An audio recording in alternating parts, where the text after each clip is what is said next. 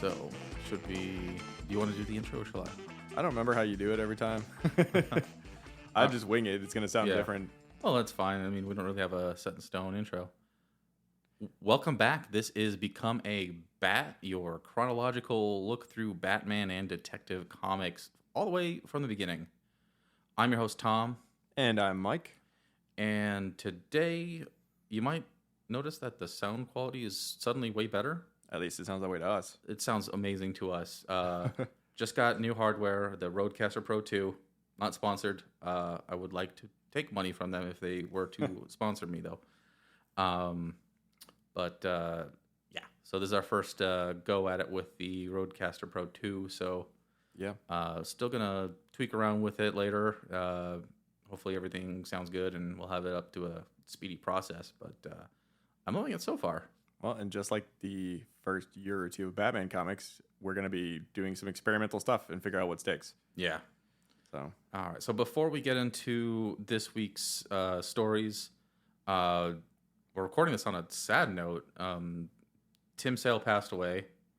Artist behind seminal Batman books, The Long Halloween, Dark Victory. right. What was the third one he did? Haunted Night. Haunted Night. And many variant covers. Yeah, Superman for All Seasons. Oh yeah, he also did he did the Marvel Color series too. Hulk Gray, Daredevil Yellow, Spider-Man Blue. Yeah, those are pretty good. They're all really good. Yeah, so really unfortunate. It's been a bad year for legends, comic book legends passing away. I know we just lost Neil Adams too. Neil Adams, George Perez. It's our fault for starting this podcast. I wouldn't want to say that, but no, bad timing. I joke. Yeah, it is unfortunate. Yeah, definitely one of my favorite Batman artists. If I had to make like a top 10 list, he would be on there. I really like the way he drew Batman's cowl, like, with the ears just like 2 feet long practically. Yeah, they're like massive and they're tall and skinny. Yeah, and it doesn't look out of place in his world. I love the way he draws every character, but yeah, his Batman is so huge and he's got these tiny, skinny little ears. Yeah. I love it. It kind of reminds me of Simon Bisley or Kelly Jones, but I way prefer Tim Sale's version. Mm-hmm. Yeah. That's an excellent. So I guess I'm due for a reread. I at the comic book shop, I picked up they had a clearance table, and I picked up a Superman for All Seasons, like a trade paperback for so good $3. For some reason I never got around to reading it back in the day, so I'm definitely shooting that to the top of my comic book reading list now. It's really good. You'll like it. Yeah. All right. So outside of that, if you haven't listened to it yet, we just posted our Bat Chat episode about Batman the Animated Series. Super fun to record. Yeah, so it's up as of today when we're recording, so probably a couple weeks. This is probably like 2 weeks. Oh, what? You're listening to us probably like a couple weeks after, so give it a listen. Cool. All right, and today we're going to be getting into Batman number 4, story number 3, which is called Public Enemy number 1, starts jail sentence, and we'll be getting into, where is it? Detective Comics 51. Case of the Mystery Carnival. Yeah. All right, so let us begin. This is Batman number 4, the third story. I'm going to read it the way it's supposed to, because it's kind of an awkward title, but like once you know the context, it's like, oh yeah, Public Enemy number 1 starts jail sentence. You called it. It's definitely the front of a newspaper. Yeah. Art by Bob Kane, Jerry Robinson, George Russos, and written by Bill Finger. I'm going to read the splash page. Yes. Along with the glitter of wealth they sought, men of evil could expect to find their nemesis, the Batman.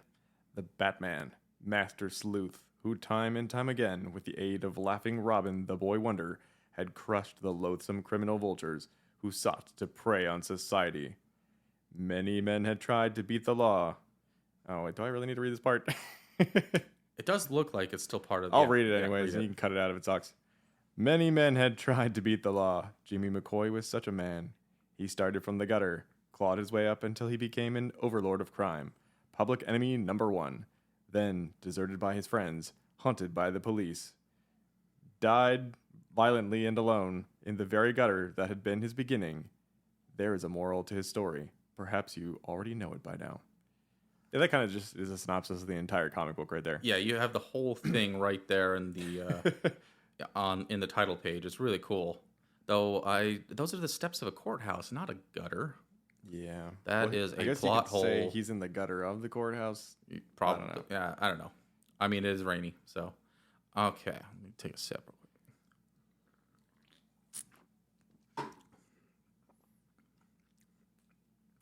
The story begins with a profile of Jimmy McCoy. His father had died in a factory accident when he was just a little boy. He was raised on the mean streets. During Prohibition, he delivered bootleg liquor to make ends meet. This got him in trouble with the law and sentenced to juvie until he was 18 years old. His mother had heard the sentence and died of a heart attack right on the spot. Jimmy blamed the law for killing his mother, and upon leaving juvie, he goes back to his old job and then is thrown right back into prison for another year. In jail, he becomes friends with some of the mobsters who they teach him and harden his ways. He gets out and becomes a mobster himself, and he eventually starts his own mob. Pretty soon, he becomes known as the King of Rackets. Eventually, Prohibition ends, so Jimmy expands his protection rackets. And soon enough, he's thrown back into prison for tax evasion for 10 years. Sounds like someone else I know. Who do you know that got sentenced to jail for 10 years? No, for tax evasion. Oh. Wesley Snipes. Oh, I thought you were going to say Al Capone. Nah. The years go by and Jimmy is released. And of course, he tries to reform his mob. The new King of Rackets, Big Costello, hears the news and he decides Big Costello hears the news and he decides it would be for the best if they had Jimmy killed. So Jimmy's walking down the street where he grew up, and suddenly a car comes by and he starts firing. Jimmy yells at a little girl to look out, but she gets hit in the leg with a stray bullet. Jimmy fires back at the car and manages to blow out one of the tires, causing it to crash into a pole. Jimmy flees the scene before the cops arrive, but Jimmy finds that the Batman is already on his tail. Jimmy manages to get Batman in the arm and escape. So later on, McCoy gathers his men in an old deserted warehouse. He tells them about his intention to start a new mob. So he goes back to his old tricks. They go to a dry cleaner and they try to shake him up for protection money, but the guy's already paying protection to a rival mob. And for some reason, it just decided to move. Hmm. Oh. All right, I'm just gonna start that whole paragraph over. McCoy gathers his men in an old deserted warehouse. He tells them about his intention to start a new mob. So he goes back to his old tricks. They go to a dry cleaner and they try to shake him up for protection money, but the owner of the dry cleaner is already paying protection to a rival mob. So McCoy has his goon throw some acid all over the inventory. This ignites a gang war. Later on, Bruce and Dick come up with a plan to stop McCoy. Dick goes undercover as a newsboy and follows some of McCoy's goons to a dilapidated house and hears about their next score. They've been trying to get protection money from the owner of the Penguin Club. They finally manage to get. They plan to finally get it from him tomorrow night. Meanwhile, the owner of the Penguin Club calls up Costello, the rival gangster, and tells him about McCoy. The next night comes, and everyone arrives at the Penguin Club. Batman and Robin watch on a nearby rooftop as Costello's men walk in. McCoy's men are already there and demanding payment when Costello ambushes them. Did I say Costello's men? No, McCoy's men are already there and demanding payment when Costello ambushes them. Batman and Robin hear gunfire and they jump right in. There's a big battle between all three factions. McCoy shoots his way out and he tries to make an escape. Batman and Robin break through the window and make chase. In the car, McCoy reveals that he's been shot in the shoulder. They overhear the police are onto them. So they split up and McCoy is running around alone in the rain, wounded and desperate. On top of that, he realizes that he's lost his lucky rabbit's foot somewhere, and a black cat walks past him. He makes his way towards the courthouse. Batman and Robin are close. They fight through some of Costello's men when they hear gunshots in the distance.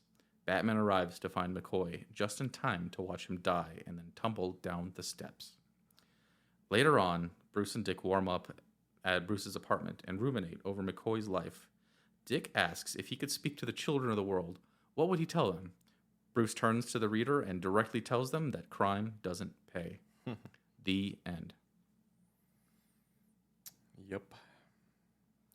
This was an excellent story. I agree. I thought it was really good. It was very ahead of its time. Yeah. It felt like something that like Alan Moore would have written. I was thinking Will Eisner with The Spirit. Yeah, I can see that too. Is very reminiscent of a Spirit story, not quite as creative as his post-war stuff, but it felt very in line with what he would have written at the time. You know what else it reminds me of? Brian Azzarello's Joker, where it's like told mostly from the perspective of some random thug, and his rise and fall at the end. Yeah, I remember that. I read it like a decade ago and didn't make too much impression on me, but I'm due for a reread on that. I feel like it's also kind of like The Man Who Killed Batman. Yeah. Like any of those stories where they follow some unimportant character and their journey through crime or whatever. Yeah. You know? Yeah, most of these stories, they start in Medea Res with Batman and Robin. They're already fighting the villain, or Bruce and Dick, they're at home reading, and then they hear about the story and they go to it. Right. But this is like a character study, basically. Yeah, no, I really loved it. I wrote in there, it reminds me of Brian Azzarello's Joker. It also reminds me of Goodfellas, if you've ever seen Goodfellas. Shamefully, I have not. It's like, this innocent kid who could have had a good life, and then he picks the wrong person to hang out with, and then he becomes this gangster, and then everything starts to fall apart, I know the general plot. It's one of those movies you just know through pop culture, like absorbing it through pop culture, but never actually sat and watched it. I really liked Jimmy McCoy. I mean, obviously he's kind of a piece of crap because he gets put in jail, and he, is not the greatest guy, but you really feel for him, even like in the small amount, just those couple of pages where they're talking about him. And then like, I thought it was really cool the way that they had him go back to his hometown. He's like walking down the street, and then like his rabbit foot's gone. Then he sees a black cat, and then it's like raining, and it's like, yeah, dude, you're gonna die. Yeah, these are like omens here. You're going to die. Yeah, I forgot to mention that he's kind of superstitious. Yeah. I'm thinking though, is that like this is pre-comics code, but it's in the middle of the Hays era of Hollywood. And in those movies, they weren't allowed to show bad guys, like criminals, winning. So even though like you made a movie about a criminal, they had to show that like crime doesn't pay and is bad. So that's why I was thinking at the beginning when he's like returned, they're trying to paint him sympathetic. Yeah. He only ever got the job to make ends meet when his dad died. Right. Help his mom, and then he gets sentenced to jail, and then she dies. So it was like, oh crap. And then when he gets out, after so long, he's in his own neighborhood, and then you see the girl, and I'm thinking like they're making him kind of like, harkening back. He's got a soft spot for kids. I thought they were gonna do that too. Yeah. Make him heroic. Yeah, like nope. No, yeah, she gets shot, and then like even though he warned her, like okay, whatever, she gets shot, and then he's only looking after himself, and they never mention the kid or the consequences of that after that. Yeah, I know that moment right there showed me that I thought for a second when he went back to the street because it was saying how he got a funny feeling. I was like, oh, maybe he's gonna turn his life around. Yeah, no, of course not. No, he's got to die. So the funny feeling was that there was a car coming around the corner that was about to shoot him, probably. Yeah. But yeah, really, really good issue. This is one of 4 issues recently where they've specifically said that crime doesn't pay. And I think it's the second or third where they've spoken directly to the reader. Yeah, I can't remember the other one where they did it, but yeah, there's definitely the theme there when they want kids to know, don't do crime. Oh, another cool thing, I like that in this, there's a panel where Robin's looking through the keyhole, and it says he's reading their lips. Yeah, right? Yeah, that was neat. That's like a cool little like low tech surveillance thing that they can do that they've never really brought up before. Yeah, that's a skill to have. Yeah. Did you notice that Jimmy McCoy looked very similar to Jimmy Olsen? I did notice that, yeah. Yeah. It's probably on purpose. It might have, well, no, I don't know when Jimmy Olsen came around. I don't know. But either way, I mean, Jimmy Olsen, the way he dresses, that was a popular way to dress. Let me look this up real quick.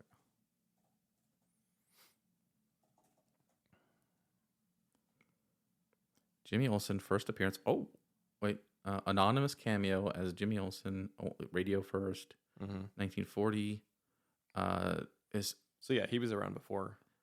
Yeah, this says it debuted December 1941. It's actually, well, it's murky, but maybe This is Action Comics number first appearance, Action Comics number 6 Hmm.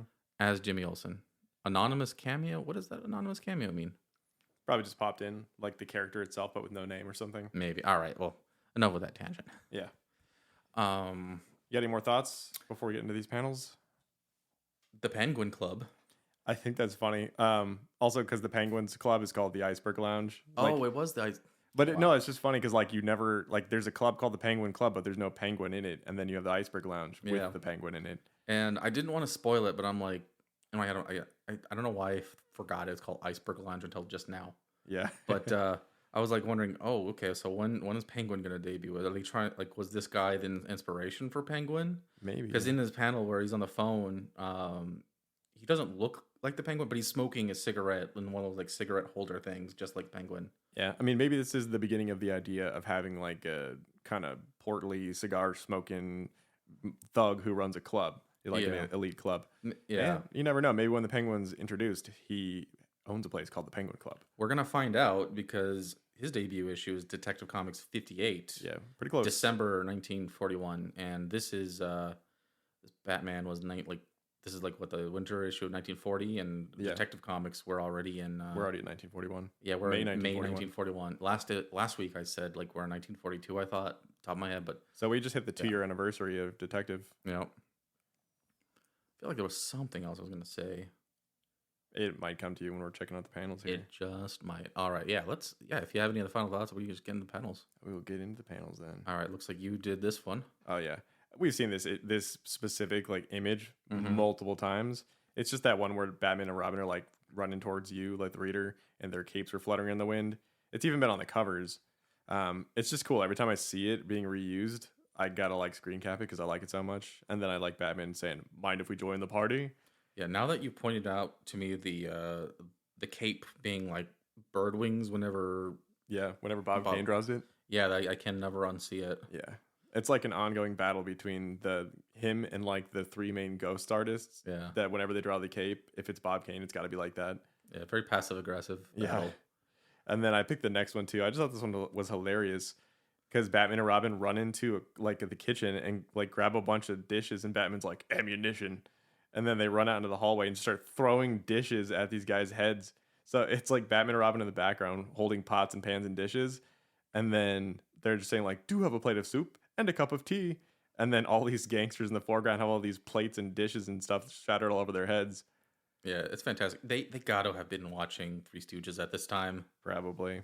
Yeah. Which I love the Three Stooges. That's one of the many reasons why I love Evil Dead too, because it's also got that sense of humor. Mm-hmm. Oh yeah. And then this, another recreation of a panel. This one's been recreated probably just as much as the other one, where it's like Batman standing behind a wall and somebody firing a gun and it's hitting the wall. And I like it a lot. And this is probably the first time I've actually described what's happening in this panel properly, although I would change it a little bit because it says the Batman flattens himself against the wall as bullets hit the wall, sending chips into his face, which is like, a really good description. But they could have said like he flattens himself against the wall as bullets hit the masonry, sending chips into his face. Yeah. But either way, like I like that it's finally been described. We've only seen it like 4 or 5 times. Mm-hmm. So Yeah, I like that you can see like where the bullet hit on the wall too. It's a nice little detail. Yeah. All right, so I picked this next one. It's another one of those. They haven't done this in a few issues, but I think this is the 3rd one, right? yeah, it's one where it's a sequence of events happening, and it's centered by like a circle, and it's Jimmy McCoy, and he's out, shooting people, and in the circle is Jimmy McCoy. He's got his like green, like double-breasted suit on, and he's pointing a camera. I mean, he's pointing a gun directly at the audience.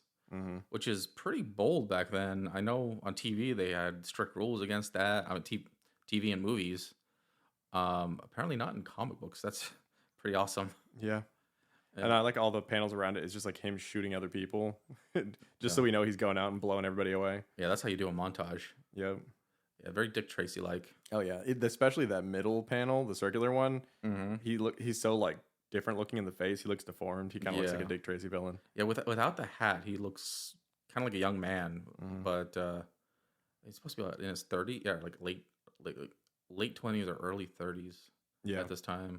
Yeah, when he gets out of jail, I think I did the math. He'd be like 31 or something. Yeah. So next one I chose is part of the fight at the Penguin Club.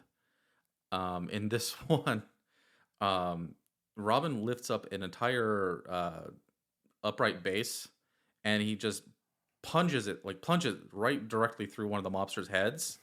It's such a great image because like the upright base is larger than he is, Yep. and then in the foreground is a guy shoved through a bass drum. I like how there's like floaties around his head too. Yeah. Oh, that's hilarious. It A very El Kabong like. also says, while Robin provides the entertainment. Yeah. Though what he says doesn't make any sense. Bet you never knew I studied the bass fiddle.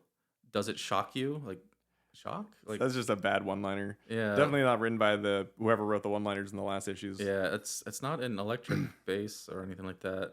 I don't know. Yeah. But the panel's great. Yeah. This one's mine. I think we both picked some rainy panels. I love all the rainy panels in this issue so much. Yeah. This one, I mean, it's just how can you pass this one up? I'm surprised you didn't have this one in there because it's. I didn't want to do like I didn't want to take them all. Yeah, I only put the other ones in here so I can read them. Mm-hmm. But this one's just Batman and Robin running in the rain. It's like a side profile of that other picture that I had of them running towards you. Yeah.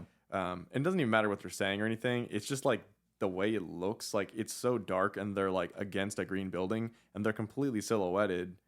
It just looks really, really cool. And I think it helps with like the way that the motion flows to like show the rain too. Yeah, the whole sequence in the rain could have done like they didn't need to do any dialogue. Yeah. They could have got more experimental. Just you could hear the rain and that's why I put you put the next one, but that's why I put the last three in here because I feel like those three like really like there is still dialogue, but yeah, it's powerful and it's simple. So this next one's you here. Yeah, it's Jimmy running up the steps of the courthouse. You can see lightning crashing in the background, and like the direction of the rain is all coming right towards him. Yeah, like it's really, really windy. Yeah, and I really like the coloring during the all the rainy scenes. It's really nice. It really reminds me of the Brian. Did Brian Boland do the coloring in The Killing Joke? I don't think so. Well, it reminds me of the coloring in the original version of The Killing Joke, before like the new editions where they made it all brown and ugly. It reminds me of that too, and it also reminds me of '90s Ghost Rider and like Spirits of Vengeance and Blade and stuff because they also had that really like pink, orange, like dark blue, purple. Yeah, I don't know. I love the way what comics are colored when they're colored like that. Yeah, it's gorgeous. And the next one, I'm just gonna briefly run through this whole series of panels. Go I really, really liked the end of this book. It felt, you know what it reminded me of actually, which is funny. It reminded me of that short film that we made. The Last Smile, I think it's called. Oh, yeah. Yeah, because it's like, the character, he doesn't want to die, but at the same time, like, he's this big gangster, so if he's going to die, he wants to go out fighting another gangster. Yeah. So it is kind of bittersweet. And, like, the way that it's, like, illustrated here, like, really far away, like, you're seeing it from, like, some overhead perspective, and then Batman just has to stand there and watch the guy die. It's pretty tragic, but I love it because it's just, like, 3 simple panels, and it's the same shot, basically, and it zooms out, or it zooms in on him a little further in each panel. In the first panel, or it's the one that you were just talking about, where it's like really zoomed out, and he's like pulling his gun on, what's his name, Big Costello, and they're firing at each other, and you can't really see exactly what's going on. You just know that they're firing at each other.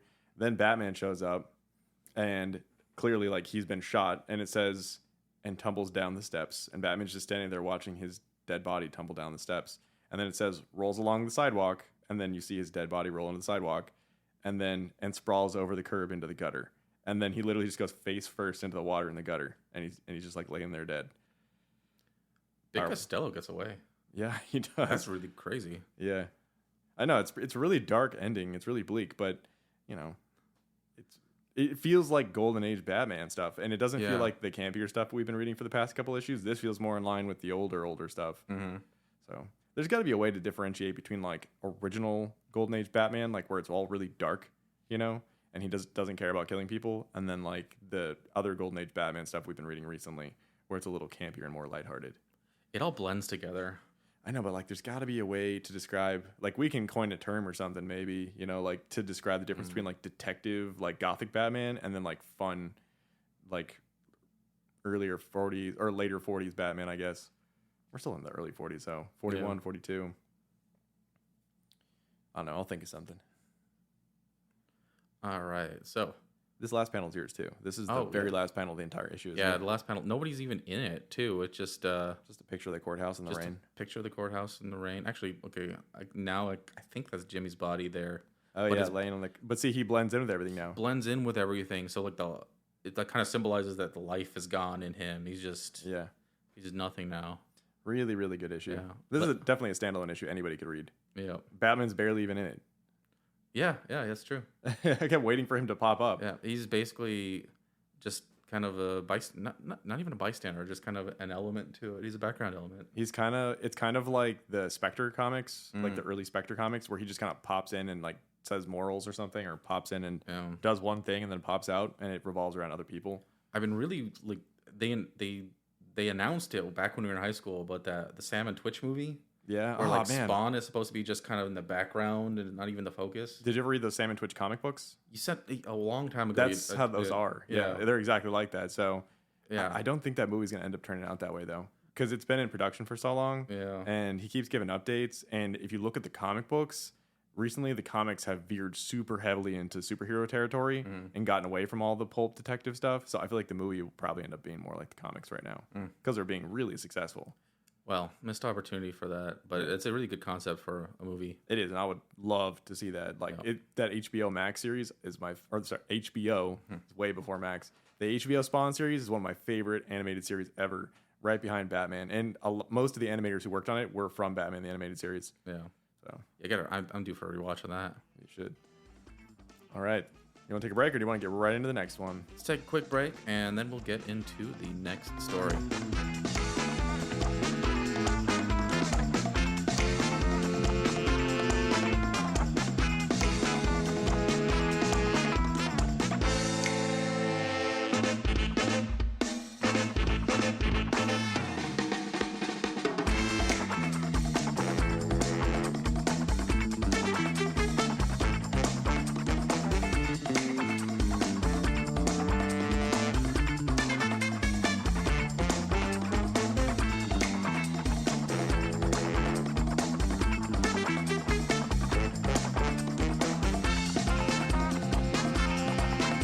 Holy cats, we're back.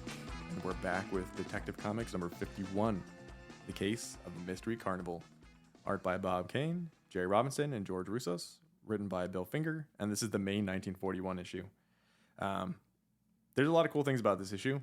I'm going to just talk about the cover here for a little bit, because this cover looks drastically different than any other Batman cover that we've looked at so far. Not just because of like the way it's colored, because it is colored very uniquely. They use like this fade effect. It almost looks like it's airbrushed or like watercolored or something, which lends it this really cool kind of like moodiness to it. But it's also very moody in general. Like there's a lot of shadows, and it has like this kind of like horror element to it. And obviously like Robin's being held hostage on the front. Looks like some guy's about to stab him with a knife, and Batman's crashing down the stairs to stop it. But I have a feeling, and I know you keep telling me that like, you know, like don't throw Bob Kane under the bus.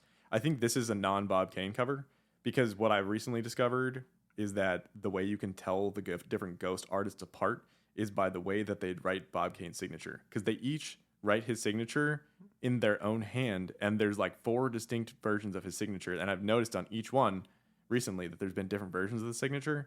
So this has got to be a different one of the artists. And if I had to guess, I'd say probably like Sheldon Moldoff, because it looks more kind of like the issues that he had a hand in before. Batman looks a little like skinnier, and there's more shadows and stuff. I wonder why he wouldn't put his signature on it if he's ghostwriting it, ghost artist. Because that was the whole thing with being a ghost artist, is like Batman's created by Bob Kane, right? He's the original creator and artist. So for like the first, I think like 5 or so years, everybody just wrote Bob Kane on all their drawings because that was like the contract they signed. I know that Simpsons kind of like that. Matt Groening, like he gets his signature on everything, even though he didn't do it. Exactly. Mickey Mouse, the same thing. Well, and they were imitating his art style when they were doing this. So even though it's their art, they drew it. They're imitating Bob Kane's art style with a slight like flair to make it look like it's their own. I can tell that this is definitely a different artist, though. How so? Just the way it feels. It's got like different geometry too. Like look at Batman's head. Yeah, it's kind of rounder. It does look a little different. Yeah. And not just that, like it also the bodily proportions feel accurate, and the musculature feels more realistic. Yeah, everything about this just feels more realistic. And I know Bob Kane is a huge fan of cartooning which is why he keeps his art simple, because he thinks simple art and complex storytelling complements each other. So I don't think it's a Bob Kane drawing, but I like it a lot. And the whole issue maintains that sort of like watercolor sort of fade ombre effect, which is really cool. I like it. I can see that at the splash page here. Yeah, you want to read the splash page? Let's do it. Okay. When crooks take over an amusement park, along with the wealth they so eagerly seek, they find the dreaded nemesis, the Batman. Is he the mysterious being of darkness and laughing? Wait. Oh. Okay. It is he, the mysterious being of darkness, and laughing daring, young Robin, the boy wonder, who, side by side, break up this crafty evil game and bring swift justice to the minions of crime who figure in the case of the mystery carnival. I love those. they're so hard because they're so dramatic. They talk like this. They're so dramatic, and they word things in just a way you don't read anymore. Man, I love it though, because I'm a big fan of like old cheesy black and white horror movies, especially like the Ed Wood stuff, where there's constant voiceovers, and he always talks like that. Yeah, he always has Criswell do his voiceovers, and he talks like that. All right. One sunny afternoon, Bruce Wayne and his young ward, Dick Grayson, are taking a leisurely drive. They are enjoying the fresh air and the break from crime fighting. Dick spots a carnival in the distance and begs Bruce to go there. Bruce agrees. Once inside the carnival, they are bombarded by all the lights and sounds. Dick has his eyes set on the large roller coaster, so they head over there first. He screams his head off the whole time and remarks how exciting it was after they got off. Bruce tells him he's a funny kid if he still finds coasters exciting after all the dangerous stuff that he does on a regular basis. He's still a kid. I know. Next, Dick tries throwing a baseball at stacked bottles. He wins every time. Eventually, the man running the game gives him a prize and tells him to leave. As they leave the game booth, they spy some kids gambling on a slot machine. Bruce is taken aback since he knows the owner of the carnival and knows that he's against that type of thing. They head to the administration office to talk to Bruce's friend, Colonel Dawes. As they are talking to the security, Dawes walks in. Bruce calls to him, but instead of getting a warm welcome, Dawes brushes him off and tells him to come back later. Being a master detective, Bruce just can't let it go. He spies on Dawes as he leaves the building. Mere moments after leaving, he sees Dawes scratching his left leg, which is odd since Dawes lost his left leg in the World War and wears a prosthetic. Bruce then sees the other man Dawes is walking with and recognizes him as Mouse Docker, a small-time crook. The two head back to the car and change into their alter egos, Batman and Robin. Then they head back to the carnival as the sun begins to set. The ace crime fighters pick back up Dawes' trail and follow him into the wax museum. There they find wax statues of horror and historical figures. Suddenly, Dawes is upon them and they are forced to play dead and pretend to be wax figures.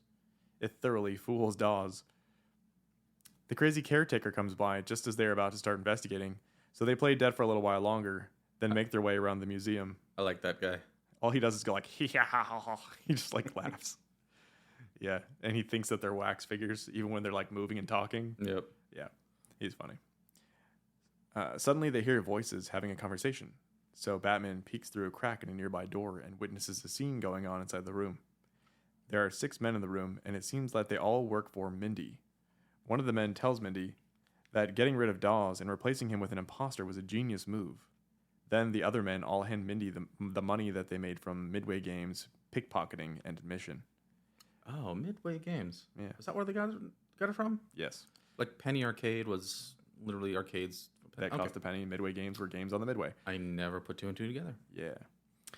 Batman turns to look at Robin, who accidentally backs up into a wax figure and sends it toppling over. The loud noise attracts the thugs from inside the room. They all pull guns and open the door to see the intruder. Before they know what's happening, Batman is on them. He sends one of them flying with an uppercut, but very quickly they are overwhelmed. Mindy's men tie them up and toss them into a room. Mindy tells them to hurry up and make as much money as they can so that they can take off before Batman finds a way to get out and take them down. Meanwhile, in the locked room, Batman and Robin notice Dawes, seemingly asleep on the couch. The real Dawes. Batman calls to him, but there is no answer. But they can hear him breathing, so they know he's alive. The dark detective begins to worry. A few hours later, the crazy caretaker comes into the room and frees them from their bonds with a knife. The duo walk over to Dawes. Batman determines that he must have been drugged and needs medical attention. So he tells Robin to stay behind and try to stop Mindy's gang without getting hurt. As soon as Batman is gone, Dick cautiously steps out into the Wax Museum showroom and is immediately spotted. The thugs give chase and Robin heads towards the funhouse, where he manages to outmaneuver them and deliver a swing kick from behind, bowling them all over. The Boy Wonder then heads inside the funhouse and enters the first of many doors he sees. The thugs follow suit, but they can't figure out which door he went into, so they start opening them randomly. Terrifying things pop out from behind the wrong doors and scare them, but finally they find the right door and head inside into the Hall of Mirrors. Suddenly Robin comes barreling down a giant slide, though, and knocks them all over again. As they get back up, they're surprised to see Robin calmly standing on a spinning floor tile. They all lunge for him, and he simply puts his fists out as the floor tile spins and knocks them all to the ground. They fall backwards into a rubber floor, and Robin hands them their asses yet again, this time by bouncing up and down the floor like a trampoline and crushing them with gravity-assisted blows. And finally, he leaves the funhouse and heads back outside. In another area of the park, more thugs are holding people up for their money. Out of nowhere, one of them drops to the ground. The other men look over and see Batman standing nearby with baseballs in hand. He chucks one and takes down another thug for the count.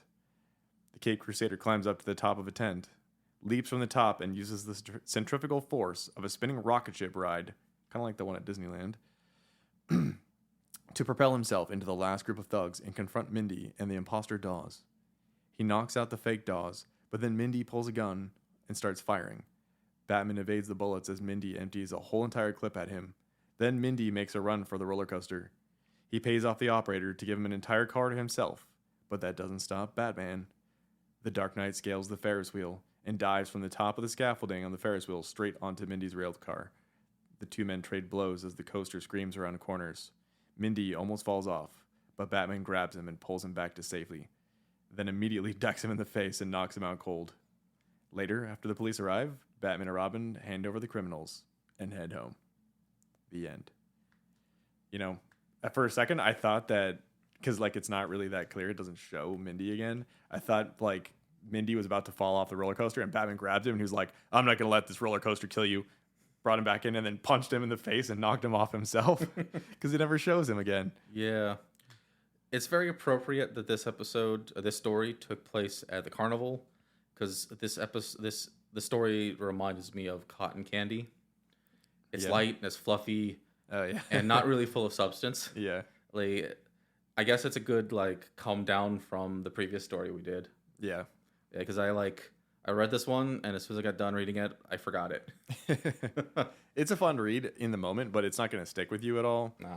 It's kind of like the World's Fair issue. It feels like an advertisement for carnivals. Yep. I thought fun with it. It's fun. It's fun. It's cool seeing them use the carnival as a weapon, you know? Mm-hmm. Like, and also, like, seeing Batman, like, throwing balls at gangsters was pretty hilarious. It's also fun to see Robin at the beginning when you see him use his very impressive skills to basically mess with the carnival owners. Well, and then you find out that, like, the guy running the game who's, like, sweating is sweating because he's a thug and he's, like, trying to rip these people off and Robin's ripping him off because he's so good at the game. Yeah. I love that panel you picked with Bruce and he's, like, whistling as Robin's just, like, annihilating those what are they called? That's my boy. Yeah, that's my boy. Yeah, it's pretty funny.